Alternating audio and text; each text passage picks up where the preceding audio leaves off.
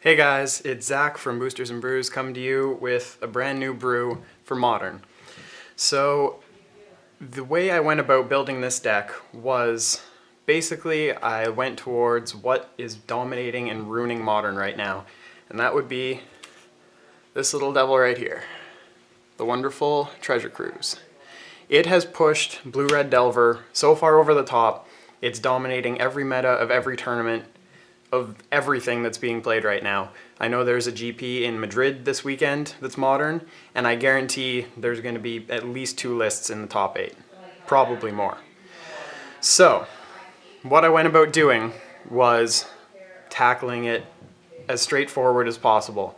No control, no combo, no ridiculous. I went hyper aggro. I call this deck Zoostorm. What it basically is a combination of running out creatures and pumping them as fast as possible while also hopefully raging up a pretty high storm count and then either dropping a Grapeshot or a storm entity, and those both push the deck further forward. So it's a pretty simple, straightforward deck list. 20 lands, relatively red-green with a splash of blue for the cruises, just because you need that card advantage and it's a simple card to use. And not having to pay 2 life for a Gitaxian Probe is pretty nice. So it's mostly red-green, small splash blue.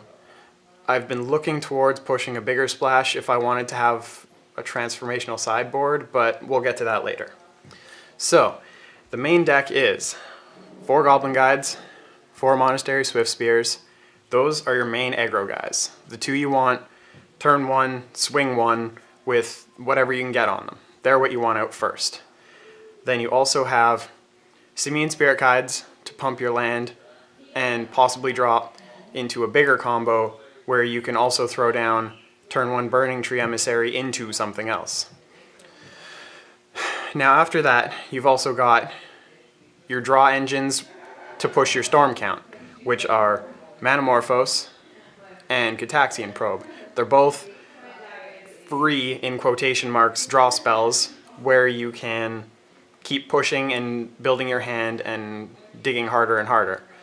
And then for the boosts to the creatures, we've got a 4 of Rancor and a 4 of Mutagenic Growth. Now both of these are really good for pushing your 2 main attackers big in a hurry. I've only tested this deck a couple times and it was mostly just gold fishing, but I've seen turn 3 wins quite easily, and I believe turn 2 is possible. So other than that, we just have bolts as soft removal because there's not a lot that we can do in the mana range we're looking at to remove things that could be a problem. So we're hoping that bolts can get rid of most of the problems before they become too large, and if they become too large, essentially the way I built this deck is you already lose.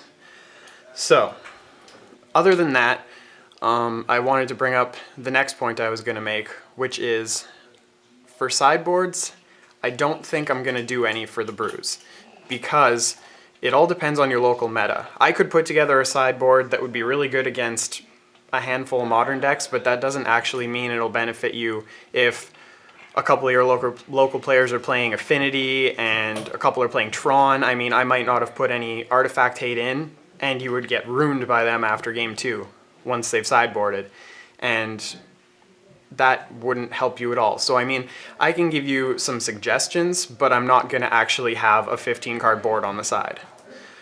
I've looked at a couple different ideas for sideboards. I've looked at transformational sideboards because I think they're really interesting and can really throw off opponents when you're playing something that's so linear like this.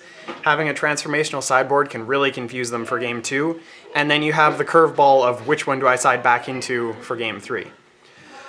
So the main sideboards I was looking at was kind of a rug control where you throw in like Spell Pierce and negates and stuff like that, or I was also looking towards a more blue-red storm deck with Niv-Magus Elemental eating your spells and buffing him to swing big instead of relying on smaller creatures. So either way, I'm not entirely sure right now, But for right now, this is the deck. It's relatively easy to pilot. It's just swing as fast and as hard as you want. I guess another thing I should point out is this is actually about the cheapest modern deck you could probably put together, minus the Goblin guides, which I still feel aren't even 100% necessary. I was running Young Pyromancers at first for more reach. When you're starting to throw out more and more elementals, it's harder and harder for them to find blockers. But I feel that moving up to a 2-drop, the deck loses something. So I pushed for the 1-drops as like, this is as hyper aggro as it gets. I can't push any harder than this. This is the end. So you can kind of go for a slightly more mid-range aggro and run maybe an extra storm entity so you can get your big storm count guys going. Switch over to Young Pyromancer so you have more reach around for larger attack groups. Yeah, so I guess we'll throw the deck back to